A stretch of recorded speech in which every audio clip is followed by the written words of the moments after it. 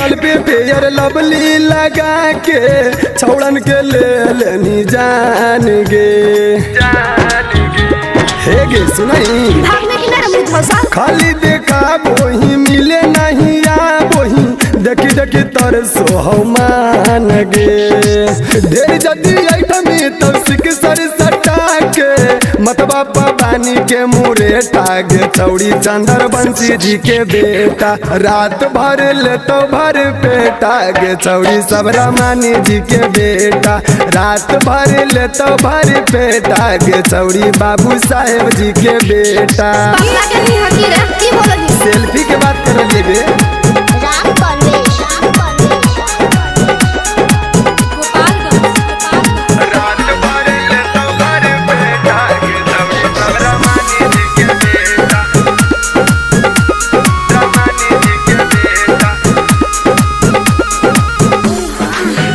कितनो करमी तुमाना नहीं चला तो बहाना खोली चोली के डोरी सब देखा तो खा जाना।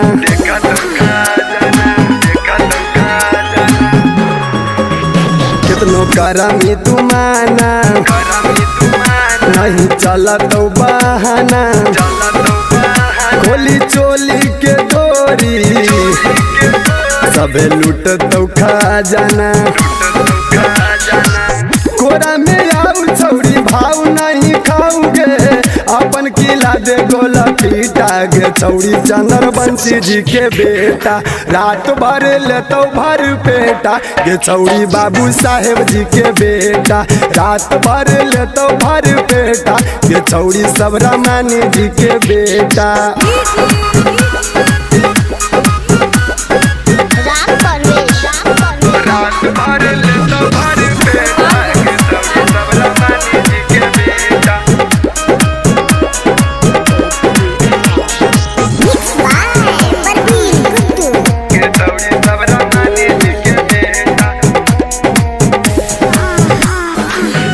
राइटर कुंदन दिलादार गे पिंटू के कहो ही बेकार गे गुड्डू परवीन के छौड़ी तू बनाई ले यार गे।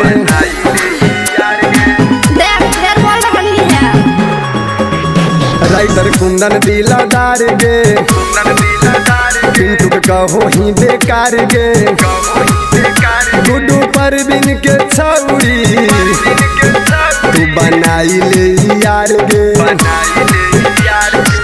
कमर हिलाऊ छौड़ी भाव नहीं खाऊगे अमितवा के पूरा कर दे इच्छा गे चौड़ी बाबू साहेब जी के बेटा रात भर ले तो भर पेटा गे चौड़ी चंदर बंसी जी के बेटा रात भर ले तो भर पेटा गे चौड़ी सब रमानी जी के बेटा। हम समझलिए नहीं रे। सेल्फी गे।